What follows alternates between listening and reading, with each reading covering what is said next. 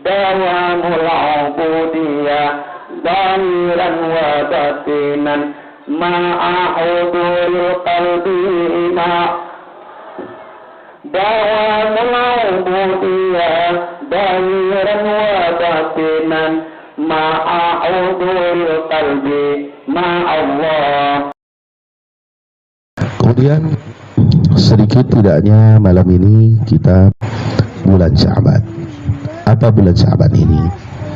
Bulan Sya'ban ini adalah satu bulan yang sangat lebih, sebagaimana sebuah hadis Rasulullah sallallahu alaihi wasallam, beliau pernah mengatakan fadlu Sya'ban ala sa'iri syuhuri ka fadli ala sa'iril anbiya'i. Kelebihan bulan Sya'ban di atas segala bulan-bulan yang lain seperti kelebihanku di atas segala para nabi-nabi. Wa fadlu Ramadhan ala sa'iri syuhuri ka fadlillahi ta'ala ala ibadi. Dan kelebihan bulan Ramadan yang akan kita jumpai nantinya sesudah bulan Sya'ban itu seperti kelebihan Allah di atas segala hamba-hambanya. Ya, berarti bulan Sya'ban ini adalah memiliki kemuliaan sendiri. Di dalam hadis yang lain disebutkan bahwa syahrul Sya'ban syahrul Rajab syahrullah. Bulan Rajab itu adalah bulan Allah, wa Sya'bana syahri, Sya'ban itu bulanku, wa syahrul Ramadhan syahrul ummati, dan bulan Ramadan itu adalah bulan umatku. Tentu saja dengan nama-nama itu memiliki kaitan kelebihan-kelebihannya.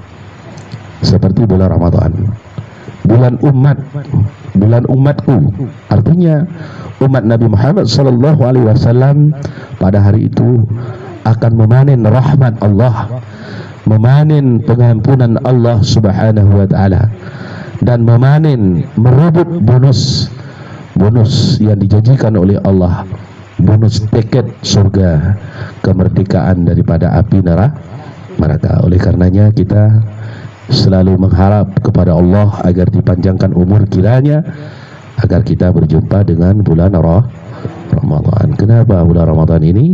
Itulah kita berdoa, doa diterima oleh Allah, kita minta ampun, Allah itu mengampuni. Ingin sehingga ibadah kita menjadi lebih sempurna lagi, lebih bermakna dalam usaha kita mendekati diri kita kepada Allah Subhanahu wa taala. Ya, maka oleh karenanya ya, mari kita memahami bahwa 3 bulan ini berkaitan.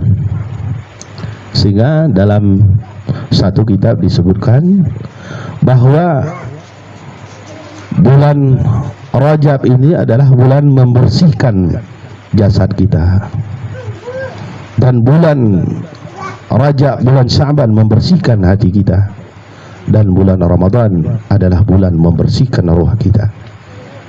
Jadi nantinya kalau 3 bulan ini kita ibadah bersungguh-sungguh,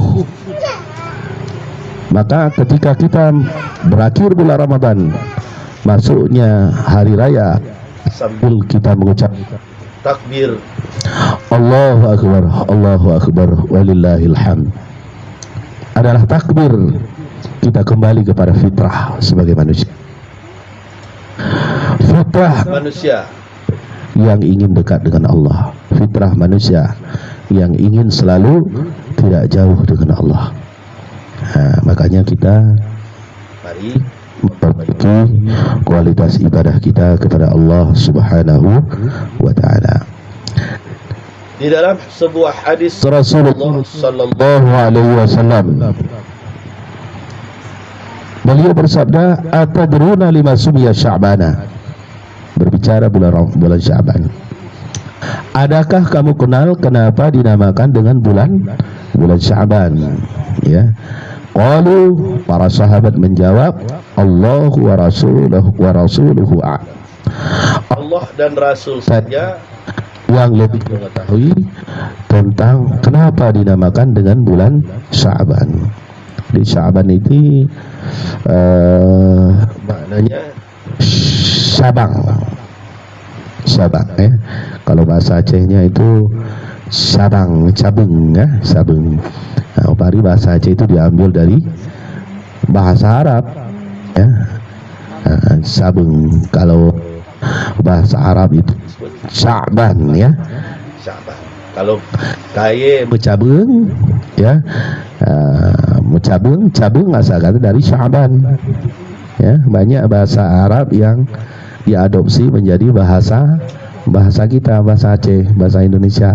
Contohnya kursi ya, kursiyun bahasa Arab itu kita kursi. Almari, lemari ya. Apalagi sabun. Apalagi kafur. Sama halnya juga kita orang Aceh kan banyak dari asalnya dari Cina juga ada ya. Nah, kalau Cina itu ada canca, cawan, apalagi barang-barang Cina itu cangkir, apalagi ada lagi itu yang satu itu diambil dagingnya ini di mana? Cincang. Ya cincang macam sampul mihon kan? Itu lawak ngan canca, pikir bahasa Cina, malah ini bahasa Aceh ya, sudah diambil adopsi dari bahasa Cina. Nah, di bahasa Aceh ini macam-macamnya diambil bahasa. Baik, apa artinya Sya'ban tadi? Sabang ya. Ya, karena kata Rasulullah sallallahu alaihi wasallam, li'annahu yatasha'abu fihi khairun katsir. Karena sesungguhnya Sya'ban itu, bulan Sya'ban itu, yaitu bercabang-cabang di dalam bulan Sya'ban itu khairun katsir, yaitu kebaikan yang sangat banyak. Kebaikan yang sangat banyak. Maka oleh karenanya ke depan nanti ini tidak beberapa lama lagi ya, kita akan masuk pada berapa hari lagi ya? Ada 3 hari lagi ya? 3 hari atau 2 hari lagi ya? Nah, kita masuk menjelang bulan Sya'ban.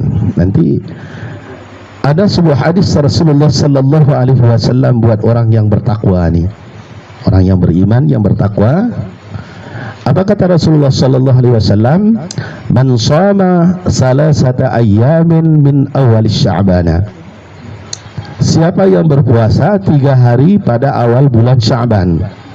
Wa salasata min awsatihi, dan 3 hari pada pertengahannya Sya'ban. Wa salasata min akhirih, dan 3 hari pada akhirnya bulan Sya'ban. Kataballahu lahu sawaba sab'ina nabiyyan. Niscaya Allah menuliskan oleh Allah baginya akan pahala 70 nabi. Orang berpuasa 3 hari di awal, 3 hari di tengah, 3 hari yang akhir menjelang Ramadan, itu ditulis pahalanya 70 orang. Nah, wa kana kaman 'abadallaha ta'ala 70 aman, dan adalah dia seolah-olah telah menyembah Allah 70 tahun. Wa in mata fi tilka sanah, seandainya dia mati tahun ini, mata syahidan, matinya itu diberi pahala syahid oleh Allah. Cuma 3 hari berpuasa di awal, 3 hari di tengah, 3 hari di akhir ya. Makanya ada sebuah hadis Rasulullah buat orang-orang yang memuliakan bulan Sya'ban. Man 'azzama Sya'bana, barang siapa yang membesar-besarkan bulan Sya'ban, wattaqallaha ta'ala, dia bertakwa kepada Allah. Apa arti takwa? Berbuat taat kepada Allah zahir dan batin. Kalau takwa kan bukan taatnya bukan cuma zahir, tapi batin juga taat. Wa amila bi ta'atihi, dan dia beramal dengan sebab ketaatannya. Wa amsaka anil ma'siyati, kemudian dia menjauhi daripada maksiatnya. Ghafarallahu ta'ala dzunubahu, niscaya Allah mengampunkan segala dosa-dosanya. Wa amanahu min kullin ma yakunu fi tilkal sanah, dan dia diamankan orang itu yang daripada tiap-tiap min kullin, daripada tiap-tiap apa yang adalah pada demikian tahun, minal balaya, daripada segala bala-bala, wa amradin kulliha, dan segala penyakit-penyakit, tiap-tiapnya penyakit, termasuk penyakit COVID-19. Tiada ini. Umat Islam, orang beriman, yang penting takwa di bulan Sya'ban, banyak berbuat ibadah di bulan Sya'ban, zahir dan batin, itu lebih daripada divaksin. Divaksin saja belum tentu orang itu ampuh untuk menolak penyakit itu. Vaksin itu kan belum, itu hanya sebuah hipotesa manusia, penelitian manusia yang belum tentu ampuh, ya. Jadi ini yang Allah katakan, apa yang dapat menolak bala di tahun itu, kita tidak kena COVID-19 nanti. Ya, puasa 3 hari di awal, puasa di tengah, puasa yang akhir, dan lakukan ketaatan kita di bulan Sya'ban. Ya, termasuk ketaatan kita memperbaiki kualitas ibadah kita kepada Allah Subhanahu wa taala.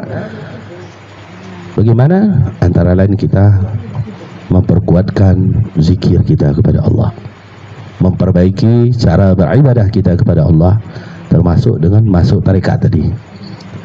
Jadi ini hanya sedikit untayan nasihat berkenaan dengan kita memasuki waktu-waktu yang penuh dengan bonus-bonus ibadah yang disediakan oleh Allah di dalam bulan-bulan ini, yakni bulan-bulan menjelang masuknya bulan Ramadan. Tapi yang penting, yang perlu diingat sekali, ini ada bonus yang luar biasa, jangan dilupakan. Tadi sudah kita sampaikan sebuah hadis Rasulullah, man farraha bidukhuli Ramadan, siapa yang senang dengan sebab masuk bulan Ramadan, ya, senangnya bukan karena apa-apa, tapi senangnya karena tadi dijanjikan oleh Allah tadi. Apa janjinya oleh Allah itu?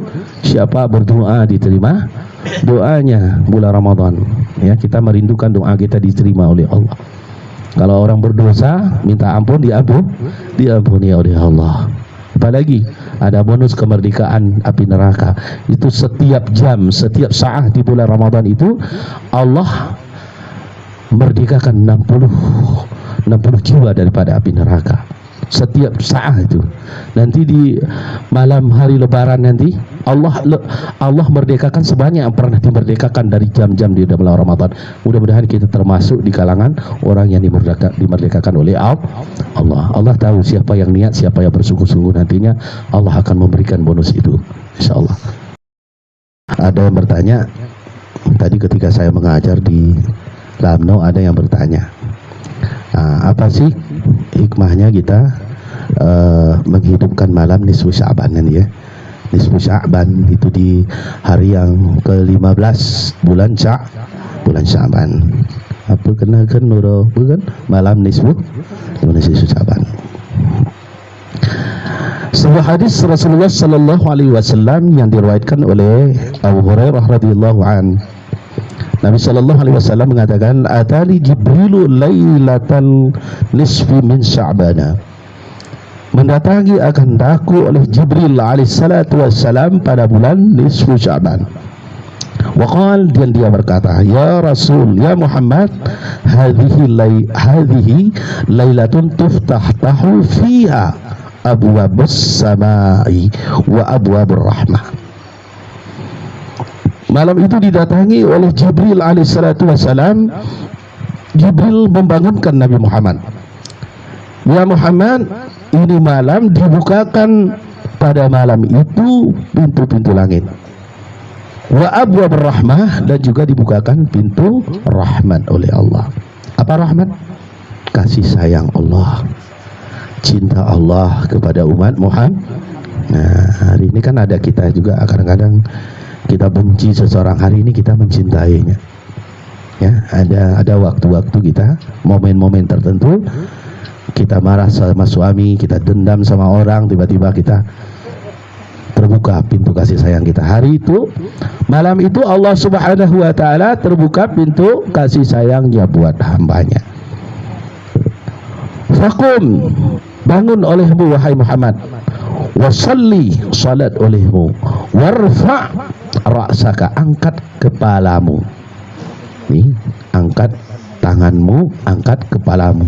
Kalau kita berdoa mau mustajab doa begini. Itu Rasulullah kalau berhajat betul minta tolong misalnya di dalam peperangan, itu kan Rasulullah kalau mengangkat doa itu tinggi-tinggi sampai kelihatan putih-putihnya.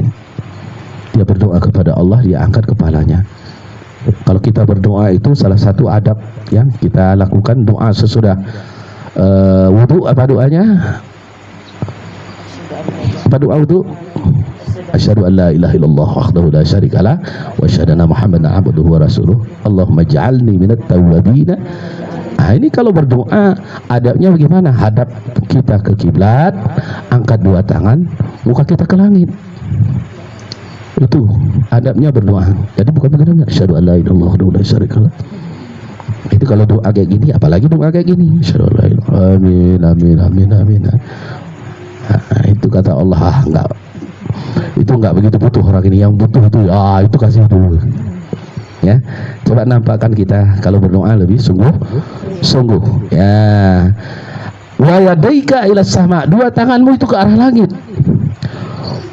Fakultu, kata Rasulullah sallallahu alaihi wasallam, aku tanya, ya Jibril, ma hadhil lailah. Wahai Jibril, malam apa ini Jibril? Faqal, maka Jibril berkata, hadhil lailatu tuftatahu yuftahu fiha salasumi'atin babin minar rahmah. Malam ini wahai Jibril, dibukakan malam ini 300 pintu daripada pintu rahmat. Fayaghfirullahu ta'ala li jami'i man la yusyriku billahi syai'a. Maka Allah mengampuni sekalian dosa orang-orang yang tidak bersyirikat dengan Allah. Semuanya diampuni oleh Allah, illa, kecuali ini Allah tidak mengampuni man kana sahiran, orang yang memakai ilmu sihir. Orang yang memakai ilmu sihir. Makanya perhatikan kalau Anda terima doa dari orang, ya, bawa kepada ustadz, bawa kepada Pak Kiai, bawa pada Habib, bawa pada Tengku, tanya, ini doa ini apa enggak mengandung ciri apa enggak nih? Doanya bagus untuk apa? Ya, doa untuk mempertemukan suami istri, kan bagus tujuannya. Tapi kalau doanya nggak bagus, nggak boleh juga. Apalagi ada doa lagi, doa pegasih, doa pemanis, ya. Nah, itu hati-hati itu berdoa, ya. Kalau berdoa mintalah doa yang warid dari Rasulullah, doa yang warid dari Allah. Kan banyak ada doa di dalam Al-Quran. Ada doa yang diajarkan oleh Rasul Mustafa sallallahu alaihi. Jangan sembarang berdoa. Doa yang baik bagaimana? Pakai nama Allah. Itu yang dipakai metodenya oleh ahli tarekat Naqsabandiyah. Bermunajat, berdoa itu pakai doa. Falillahil asmaul husna. Bagi Allah itu ada nama-nama yang bagus. Falyad'u biha. Maka berdoalah dengan melalui nama itu. Berapa nama Allah? Ada tahu berapa jumlah nama Tuhan kita? 99. Kenapa 99? Karena ada disebut di dalam Al-Quran. Padahal jumlah nama Allah itu ada 3.000. Berapa? Ada 3.000. Baik, kita rumus, ya. Ini kalau dihafal ini dapat ilmu ma'rifah nih. Kalau berdoa cepat diterima oleh Allah. Dengan kita bagi sehingga jadi 3.000. 1.000 diketahui namanya oleh para malaikat. Itu orang lain nggak ada yang tahu. 1.000 diberitahu oleh Allah kepada para anbiya, para nabi. Itu para malaikat atau orang lain nggak ada yang tahu. Sudah berapa? 3.000. Baik, ada 1.000 lagi. 300 di dalam kitab Injil, 300 di dalam kitab Taurat, 300 di dalam kitab Zabur. Berapa? 2.900. Tinggal 100 lagi. 100 lagi itu disebut 99 di dalam Al-Quran. Salah satunya adalah Ismuz Zat, yang lain semuanya Asma'us Sifat, nama sifat-sifat Allah. As-Sami' karena Allah itu mendengar maka disebut dengan Sami', artinya yang mendengar. Al-Basir, nama Allah kenapa disebut Al-Basir? Karena Allah itu maha melihat. Al-Qadir, dia kenapa dinamakan Al-Qadir? Karena Allah itu yang maha kuat, ya. Itu asmaul sifat, nama sifat. Asmaul zat satu, yaitu Allah. Jadi 99. Satu lagi, ya, 99 di dalam Al-Quran, salah satunya adalah ismu zat, yang lain nama asma sifat. Satunya lagi pada sisi Allah, Allah tidak memberitahu nama itu. Satu lagi ada di sisi Allah, Allah tidak memberitahu nama itu. Orang yang tahu rahasia-rahasia nama itu, Allah memberikan kemuliaan kepada dia. Konon ceritanya kenapa Qarun bisa menjadi kaya, karena dia tahu salah satu nama rahasia. Kenapa jin Afrit dia mampu bertanggung jawab untuk memindahkan istana putri Bilqis, ya, di Yaman di hadapan Nabi Sulaiman sebelum Nabi Sulaiman berdiri. Ada yang lebih lagi, yaitu seorang wali Allah, manusia, bukan jin Afrit, namanya Syekh Al-Burkhaya. Pernah dengar kisah Al-Anbiya? Saya sanggup, wahai Rasulullah, memindahkan istana putri Bilqis itu ke hadapan istana Tuhan sebelum Tuhan berkedip mata. Kata Nabi Sulaiman, sebelum saya berkedip mata, ya Tuhan, itu kan saya sudah berkedip, ya sudah ada istananya di depan. Begitu dibuka, Masya Allah, Subhanallah, sudah ada. Itu hanyalah karena dia mengetahui sebuah rahasia nama Allah, ya. Makanya ahli tarekat Naqsabandiyah dia hanya satu menyebut nama Allah, yaitu bil lisanil qalbi, dengan lisan hati. Itu yang dia perbanyak Allah, ya. Pada tingkatan pertama dia 5.000 sehari semah Allah 5.000 semalam dengan hatinya, biqalbi, dengan hatinya. Yang sudah kemudian ada tingkatan kedua dengan disebut dengan zikir lataif, itu sudah 11.000. Orang-orang yang sudah masuk suluk, dia dapat ilmu rahasia tentang lataif, zikirnya itu sudah bertambah dari 5.000 sehari semalam jadi 11.000. Dia menyebut nama Allah, hidup zikirnya nama Allah itu di dalam hati, di dalam ruh, di dalam darah. Kemana darahnya mengalir, di situ ada nama Allah, ya. Dia selalu menyebut nama Allah, maka permintaannya cuma satu, munajatnya cuma satu. Apa? Ilahi anta maksudi waridhaka matlubi. Ya Allah, kau yang ku maksud, ya Allah, keridaan kau yang kutuntut, ya Allah. Kalau Allah sudah dapat rida sama kita, terbuka pintu rahmat kepada kita. Allah mengampuni dosa kita, dosa orang penzikir itu.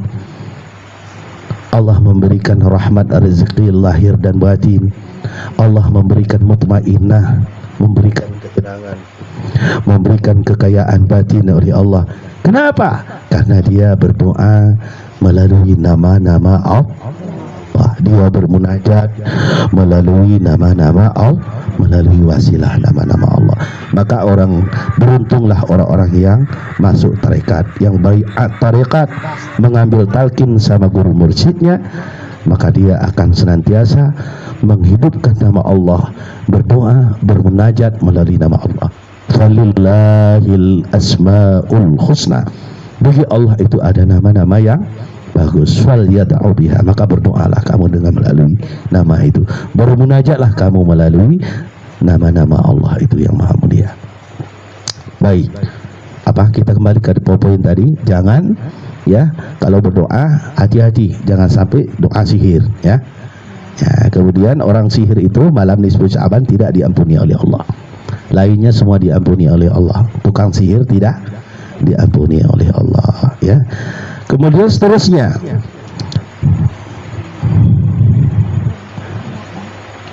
siapa lagi yang tidak diampuni oleh Allah Subhanahu wa taala? Au kahinan, si kahin, dukun. Ya, dukun itu adalah orang-orang yang nebak-nebak. Ini yang mencuri kerbau kau, ini orang. Kau sudah diguna-gunain. Orang yang guna-gunain siapa? Saya, Pak. Siapa yang guna-gunain saya, Pak? Oh, tuh kan kamu pernah bertengkar dengan orang itu. Mana yang enggak pernah kita bertengkar?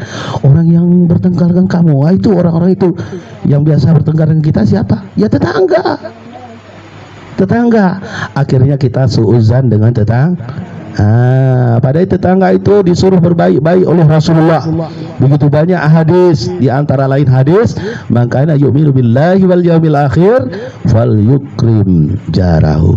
Siapa yang beriman dengan Allah dan hari akhirat, berbaik-baiklah dengan tetangga. Begitu banyak hadis itu. Kenapa? Kalau kita sakit, apa yang menjenguk kita duluan? Siapa? Apa tetangga? Apa famili kita? Tetangga dulu, lihat. Kalau seandainya kita lupa menutup kandang itik yang tutup, siapa kalau kita nggak pulang? Bukan famili, tetangga. Makanya kata sahabat-sahabat itu, begitu banyak hadis-hadis perintah Rasulullah untuk berbaik dengan tetangga, sampai kami berpikir bahwa tetangga itu berhak menerima warisan. Ya, sampai tetangga itu berhak menerima warisan, ya. Baik, ya. Di dalam sebuah hadis Rasulullah sallallahu alaihi wasallam, apa kata Rasulullah? Man ata sahiran, siapa yang mendatangi tukang sihir, au kahinan, ataupun dukun itu tadi. Dukun ya, yang nebak-nebak itu tadi, ya. Fasa'alahu, maka dia bertanya, wasaddaqahu, seterusnya dia membenarkan. Sudah bertanya, dia membenar. La yaqbalullahu arba'ina salat. Allah tidak menerima 40 hari. Salatnya tidak diterima 40 hari. Orang datang ke umrah, datang ke Masjidil Haram, pulangnya 40 hari diterima doa. Orang datang ke dukun, pulang ke dukun, 40 hari tidak diterima salat. Kebalikan malah. Makanya jangan datang ke tukang dukun, ya. Jangan salah paham, bukan dukun yang ngobat-ngobat, dukun yang tadi, tukang tenun tadi, yang nebak. Oh, kamu yang gunain kamu, itu jangan datang itu. Apalagi kita ini, kita sudah ahli tarekat Naqsabandiyah, sudah lurus bersih tauhid kita, ya. Tujuan kita cuma hanya kepada Allah Subhanahu wa taala. Jangan coba-coba mendatangi dukun seperti itu. Tidak diampuni dosa malam nisfu Sya'ban. Au musyahinan, orang yang suka bertengkar. Sikit-sikit bertengkar, sikit-sikit ajak orang berkelahi. Itu tidak ada keampunan oleh Allah. Makanya kalau ada salah dengan orang lain, lupakan kesalahan orang lain, cepatkan maafkan. Karena orang yang bertakwa itu adalah alladzina yunfiquna fis sarra'i wad dharra. Orang bertakwanya cirinya adalah mereka yang menafkahkan hartanya di jalan Allah, ya. Fis sarra'i, di dalam keadaan lapang, wad dharra'i, dalam keadaan sempit pun dia bersedekah. Wal kadhimina 'anil nas, dia memaafkan kesalahan orang lain. Wal afinan wal qadimi, dan dia menahan marah. Wal afina 'anil nas, dan memaafkan kesalahan orang lain. Itu cirinya orang bertakwa. Makanya kalau orang sudah marah, dia menyimpan dendam di dalam hatinya, maka orang itu bukan orang bertakwa. 3 hari kita dendam, kalau bukan mati Yahudi, mati Nasrani. Jangan coba simpan dendam. Sesama kaum muslimin, sesama orang mukmin, tidak boleh ada dendam, apalagi dengan suami. Gimana enaknya dendam sama suami, di rumah sendiri tidur kita bersama dendam, tidur balik gini, suami balik, istri balik, saya balik. Apa nih enaknya, ya. Cepatlah kalau marah, ya, kebetulan marah itu cepatlah maafkan. Jangan apalagi kalau malam nisfu Sya'ban. Au mudminal khamri, peminum arak yang memabukkan. tiap-tiap yang memabukkan itu semuanya kullu muskirin khamrun, tiap-tiap yang memabukkan adalah kullu khamrin haram, tiap-tiap khamar itu haram. Kalau begitu kesimpulannya, tiap-tiap yang memabukkan, kullu muskirin, tiap-tiap yang memabukkan itu adalah haram, enggak boleh. Apa itu yang haram, yang memabukkan? Yang haram itu ya termasuk apa tadi? Ya sabu-sabu, apalagi opium, apalagi itu yang model suntik. Pokoknya sesuatu yang merusak akal kita. Apa kita minum, kita makan, kita hirup, kau masukkan ke dalam, yang penting merusak akal kau, itu hukumnya itu haram. Memabukkan itu haram. Ya, itu sah. Kemudian musirran ala zina, orang yang mengekalkan di dalam zina, au akilar riba, ataupun pemakan riba, aku walidaini, ataupun orang yang durhaka dengan orang tuanya. Ini durhaka orang tua itu apa maksud durhaka orang tua? Kata Rasulullah, air mata orang tua itu adalah kedurhakaan. Kalau orang tuamu sempat menangis karena dia marah, karena dia itu sedih, kecewa, karena kau sakiti, itu adalah durhaka. Tanda kau durhaka. Jangan dibilang ketika orang, oh kalau durhaka saya sudah jadi batu. Enggak mesti jadi batu. Itu orang yang diberi azab di dunia. Kalau kita diberikan azab akhirat itu lebih parah. Ya, arti kata kita jangan mengecewakan orang tua.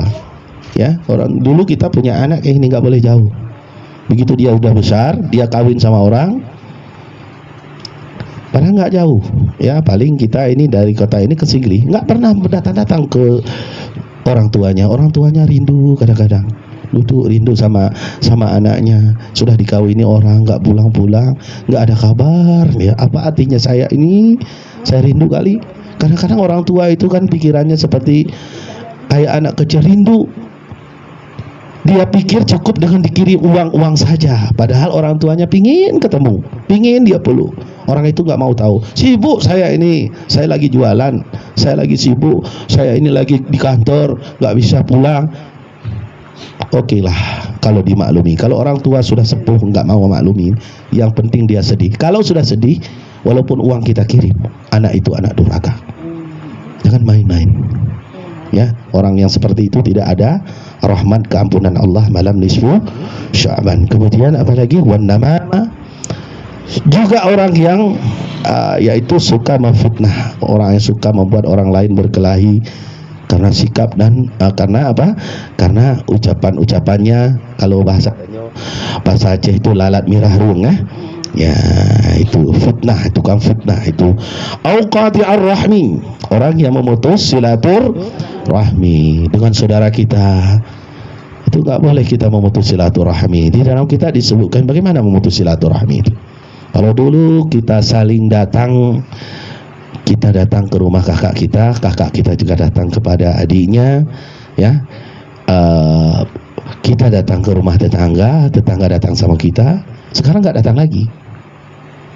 Dulu kita saling memberikan, kalau ada kuah kirim ke orang itu. Kali ini nggak kirim lagi. Itu namanya memutus silaturahmi. Nggak mesti, Kak, putus ya. Nggak mesti seperti itu. Dulu kita itu ramah, dulu dekat, sekarang nggak ada dekat lagi. Itu namanya memutus silaturahmi. Demikian keterangan di dalam satu kitab. Jangan, itu nggak dapat rahmat malam nisfu Sya'ban. Fa inna haula'i la yughfaru lahum, maka mereka semua itu tidak ada mendapat ampunan Allah bagaimana wa yutsraku, sehingga mereka itu bertaubat kepada Allah dan meninggalkan perilaku seperti itu. Tapi itu sulit. Itu sulit. Sebuah tabiat yang sudah lama di dalam perilaku kita ubah. Itu sulit. Sebuah kebiasaan di dalam diri kita. Misalnya seorang pemarah, suruh berhenti, jangan jadi orang pemarah lagi, jadi orang pemaaf. Itu sulit. Sangat sulit, lebih sulit daripada memindah sebuah bukit dengan ujung kuku. Ambil kuku, pindah. Itu satu bukit. Mau kita pindah gunung Gurudung, kita pindah dengan ujung kuku. Mampu enggak? Enggak mampu, kecuali Allah yang Makanya kita perlu rahmat Allah. Ini tabiat kita itu malas ibadah kepada Allah. Tabiat kita, akhlak kita buruk, akhlak batin kita suuzan dengan orang lain, ghadab, pemarah, kita iri, kita dengki sama saudara-saudara. Itu semuanya sumber segala kejahatan. Itu semuanya sumber segala penyakit kita. Sudah bertabiat di dalam hidup kita, malah sampai kita sudah tua masih bersikap kita pendendam, masih sikap kita bakhil, kerit bahasa aja ya, kerit. Apa sanggup kita ubah? Kita pengen berubah semuanya jadi orang baik, nggak bisa kalau tidak dengan rahmat Allah. Makanya melalui zikir Allah terbukalah pintu rahmat, maka Allah akan membersihkan hati kita. Makanya apa fungsinya zikir itu? Fungsinya zikir itu adalah likulli syai'in saqalatun, tiap-tiap sesuatu itu ada alat pembersih. Wa saqalatul qalbi zikrullah. Alat pembersih itu hati itu adalah zikirullah. Hati itu membersihkan penyakit-penyakit batin, mengubah tabiat-tabiat kebiasaan buruk kita menjadi kebiasaan yang baik.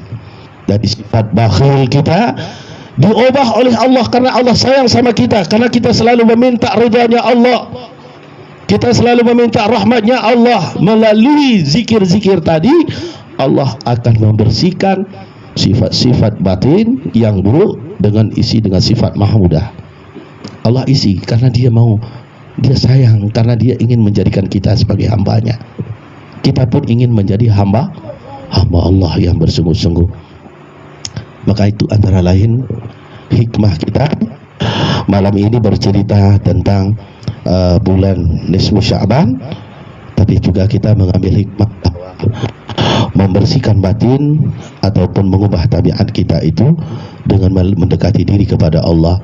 Mendekati diri kita kepada Allah itu salah satunya tidak ada jalan lain, ya maaf, tidak ada jalan lain kecuali dengan itu beribadah kepada Allah. Inti dari ibadah itu adalah zikri. Aqimus salat dari zikri. Dirikan salat. Salat itu adalah penghulu segala ibadah. Tapi hakikat salat itu aqimus salat dari zikri. Dirikan salat itu untuk berzikir kepadaku, mengingatku. Maka perbaiki kualitas zikir kita. Kalau zikir kita sudah baik, salat kita baik, ibadah kita baik, akhlak kita pun akan menjadi baik. Kita semua mungkin kita bertanya, apa yang paling baik akhlaknya seseorang di muka bumi? Nabi Muhammad sallallahu alaihi, karena Allah mengatakan begini, yaitu innaka la khuluqun azim. Sesungguhnya engkau sebaik-baik, engkau memiliki akhlak yang agung. Hanya Rasulullah yang diakui oleh Allah memiliki akhlak yang agung. Kemudian Allah mengatakan di dalam Al-Quran, laqad kana lakum fi rasulillahi uswatun hasanah. Sungguh ada pada Rasulullah itu contoh teladan yang baik. Kenapa?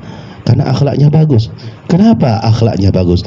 Karena akhlak Rasulullah itu diperbaiki sendiri oleh Allah, dididik sendiri oleh Allah. Kita pun sendiri untuk memperbaiki akhlak kita sendiri nggak mampu kita orang yang malas salat berjamaah jadi orang tim salabim abrakatraba. Dalam semalam kita jadi orang taat, jadi orang yang salat istiqamah, orang yang berzikir, orang baik akhlak. Enggak mungkin kecuali dengan pertolongan. Maka Allah itu mengatakan begini, ujung ayatnya, liman kana yarjullaha yaumil akhir, yaitu orang-orang yang mau menjadikan Nabi Muhammad itu sebagai figur contoh teladan yang baik adalah orang-orang yang mengharap bertemu dengan Allah pada hari kiamat. Orang yang bertemu dengan hari kiamat mengharap bertemu dengan Allah. Menandakan ada orang yang tidak mengharap bertemu dengan Allah. Ada orang yarju liqa Allah, mengharap bertemu dengan Allah yaumul qiyamah. Ada orang yang lam yarju liqa Allah. Ada hadis kok, kata Rasulullah, man kan ahabba liqa Allah ahabballahu liqa'ahu. Siapa yang rindu ingin bertemu dengan Allah, maka Allah pun rindu ingin bertemu dengan orang itu. Bagaimana orang yang rindu itu? Nampak dia beribadah kepada Allah dengan banyak, berzikir yang banyak. Itu tanda orang mau bertemu dengan Allah dalam keadaan ridha Allah. Wa man kariha liqa Allah, barang siapa yang membenci bertemu dengan Allah, karihallahu liqa'ah, maka orang itu juga, maka Allah pun benci bertemu dengan orang itu. Apa sih tanda orang yang ingin yang benci bertemu dengan Allah? Orang yang larut di dalam memperturutkan hawa nafsunya di dunia. Dia nafsunya apa? Ingin bikin rumah yang besar-besar, nggak peduli uang itu uang haram, uang dari mana. Yang penting rumahnya bertingkat, mobilnya mengkilat, istrinya 4. Nggak mau peduli uang itu dari mana. Maka orang itu tidak mau mati-mati dia. Nggak ada rindu dia pada mati. Dia selalu berlari daripada mati. Pada kemana kau lari daripada mati? Wa in kuntum fi burijim musyayadah, walaupun kau masuk di dalam tong yang terkunci sekalipun, malaikat akan menemukannya. Yo, keluar. Saya nggak mau. Lari dia ke dokter, lari ke Penang. Kau bawa dokter, kau bawa dukun, baca doa mukoncang langit. Kalau nyawanya sudah ada waktunya keluar, kau harus keluar. Malaikat tidak pernah diundang. Malaikat maut ada yang pernah undang di sini nggak? Nggak ada. Kalau dia datang, pantang pulang tanpa membawa nyawa. Siap atau ada kala tidak sih? Siap. Orang itu yang nggak siap itu, dia tidak ingin bertemu dengan Allah. Dia takut mati. Sebenarnya mati itu tidak perlu ditakuti. Tidak perlu ditakuti. Kenapa? Karena mati itu jalan bertemu dengan kekasih. Artinya orang yang kita rindukan. Siapa yang kita rindukan? Allah.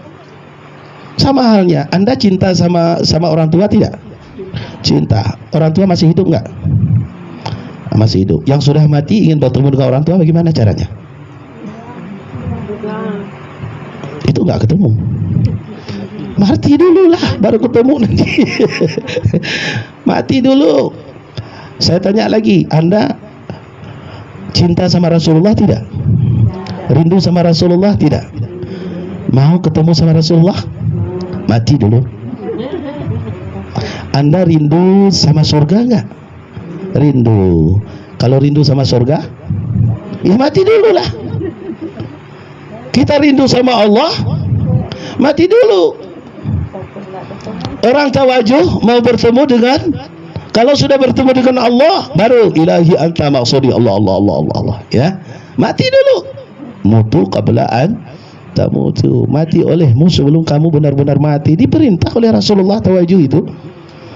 Tafakur seolah-olah kita mati, ya, mati sudah masuk dalam kubur, terus kita disiksa. Prosesnya bagaimana di alam kubur, bangkit hari kiamat, sudah bangkit, ketemu kita dengan guru, dengan para nabi, bertemu dengan Allah di situ, ya.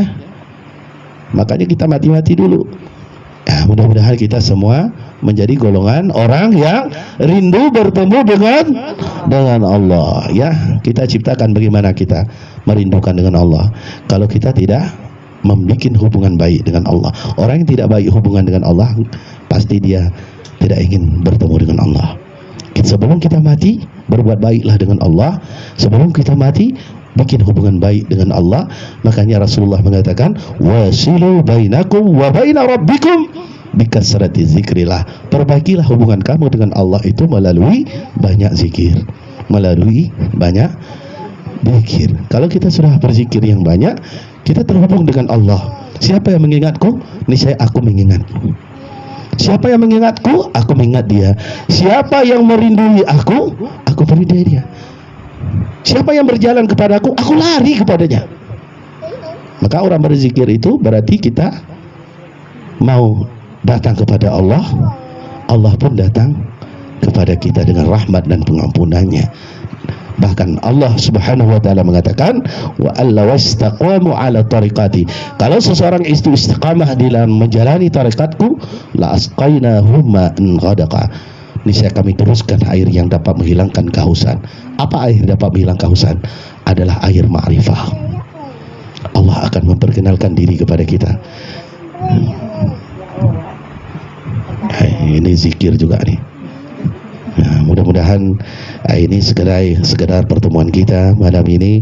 Mudah-mudahan kita diampuni oleh Allah Subhanahu wa taala.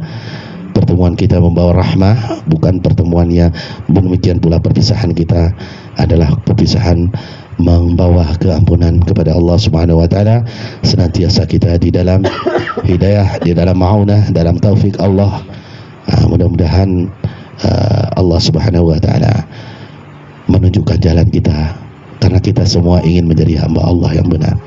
Mudah-mudahan kita naik pada tingkat mahabbah, bukan cuma ma'rifah, tapi dinaikkan oleh pada tingkat mukasyafah, terbuka antara kita dengan Allah, dan dinaikkan oleh Allah pada maqam mahabbah, merindui Allah dalam segala suasana. Amin ya rabbal alamin. Hadanallahu wa iyyakum ajma'in. Wassalamualaikum warahmatullahi wabarakatuh.